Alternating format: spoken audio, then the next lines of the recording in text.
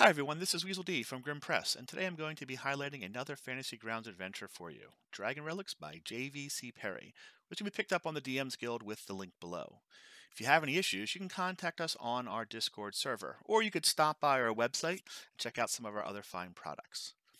Dragon Relics is a Tier 1 to 3 campaign. Players will start with first level characters, and they'll reach at least 12th level by the campaign's conclusion. As a pre-built campaign, you're getting an entire story instead of just individual modules that you're slotting into your own existing campaign.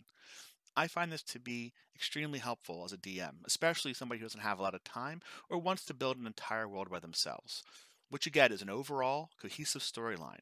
This long story arc lets players get to see the growth of their characters in an expansive setting. You want a lot of content in your campaign, and Dragon Relics delivers that to you.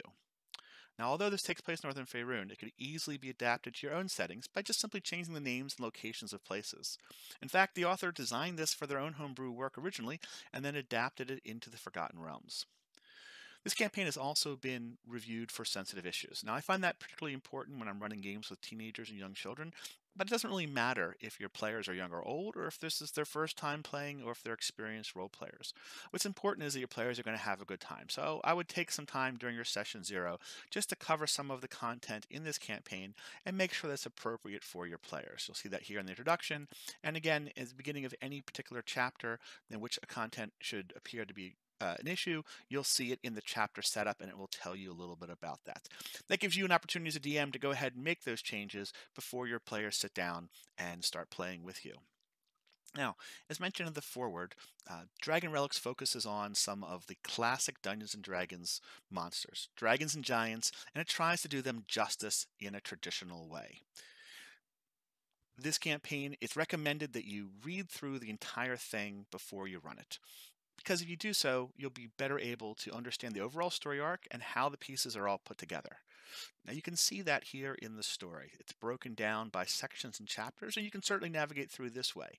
Or you could take a look at this reference guide. It's pretty expansive, and it covers everything you need to know. You can just read that straight through. So you can kind of use it as a combination, whatever works best for you. Now I will point out that Appendix A is particularly helpful when you're trying to get an idea of this world in which everything's going on. It gives you the background of the people and the areas you're going to travel frequently to. And that just helps you as a DM really understand what's going on here and where the story is taking place. So when you pose those questions from your players, or if you have to make things up impromptu during your game, you'll be ready to go with that. So I would definitely take some time to go through and look at this Appendix A as part of your initial story and time building. Now, the advancement for your characters in this is based on objectives. That's pretty nice because you'll have set rewards and set goals you have to achieve, and then your players will level up accordingly. This kind of makes it easy as you're planning the story and the structure, and that you can see that as we move through the story here. It'll tell you what level the characters should be at any given time, and it will make sure that they've been granted that level appropriately. As a DM, I'm always looking for ways to see what helps me during the game as we're playing. And a couple things that this campaign does and that the converter has done makes it particularly helpful for me. The first you'll see is whenever there is a story entry that has encounters or things that are going to interact with, they're formatted a little bit differently here. The first is they're going to be bolded, right? That's going to let you know that in this wall of text that these things aren't just stage, they aren't just decoration. These are things that you're going to want to deal with. So in this case, we got some dragon warriors, some drakes, and some lizard folk shaman, and they will connect into various encounters and things within your room. You'll also see breakdowns when there are interesting segments of the room, and what I find really, really helpful is that there is constantly in every story entry, there are sections and descriptions here. This makes it much easier to DM that you don't have to ad lib and read a paragraph or two for a description and then try to figure out how you're going to summarize that to your players.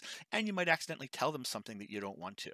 This lets you kind of work through this sequentially, and you can just say these straight out loud, or you can paraphrase them, or you can put them in the chat, whatever makes sense and works for you. This level of detail you'll see throughout the campaign, and it's really nice to see that that detail. It really, really helps out. How many times as a DM have you been describing a scene to your players, and you throw some little innocuous item into the scene description, and next thing you know, they want to interact with it, and you're struggling to create that item on the fly so you can hand it to them? What's really nice here about this campaign is that the converters are taking the time to build out a lot of those common items for you.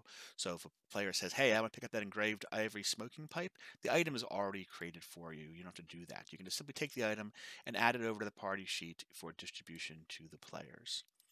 In addition to the common items, your players are going to encounter characters are going to cover things that are going to have effects on them as well.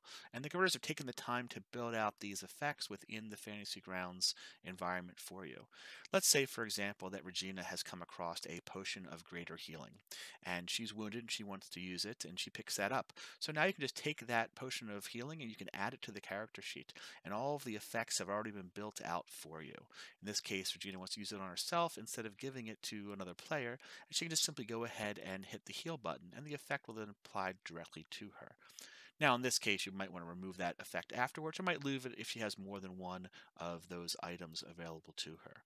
You've also got long-term effects. Let's say something like the braces of archery here.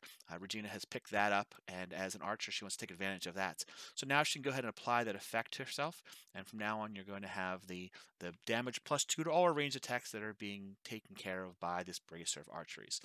So this little thing, like these spell effects, these effects on your items, they're just ways to make sure that the DM has more time telling the story and less time working through the mechanics of making the items, and I find that to be pretty valuable. This campaign does a great job of providing a lot of images for you as well.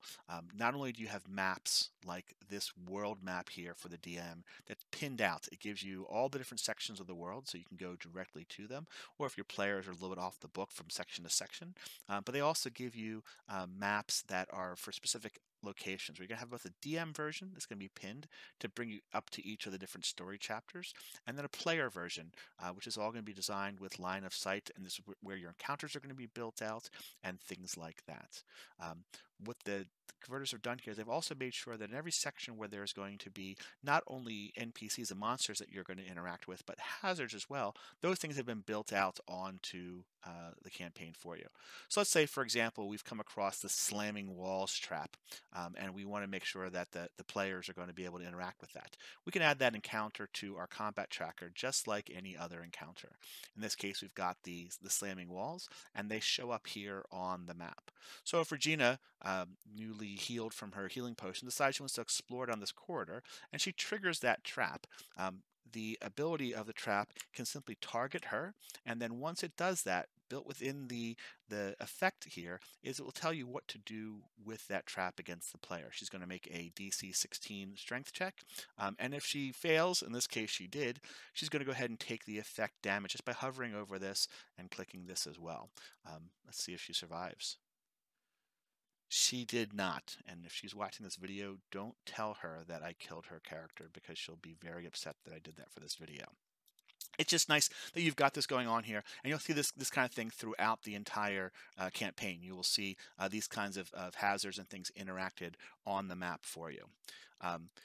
I was just speaking a moment ago about the line of sight. That's really important, especially with the Fantasy Grounds Unity here, that we take advantage of that. We want to make sure that a lot of care has been taken in these maps. What the converters have done is they've taken time to build out this line of sight for where the players can and can't see as they explore throughout the map area. You've got terrain, you've got doors you can interact with, and it's just really it adds an experience for the players so that they're able to kind of not get that information too quickly as they're coming in.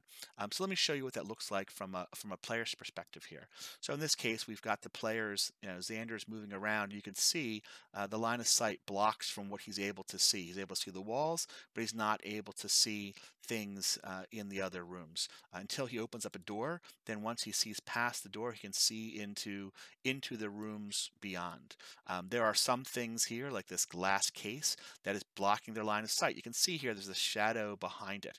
They can't see through that. But as the DM, if the DM goes and says, okay, those players have decided they're going to break that case, you can just open that terrain up, and then that means that the player is able to see through it on the other side. And you'll find those kind of little interactable objects throughout the campaign on the various maps as well, and you'll have fun exploring and finding all those different items.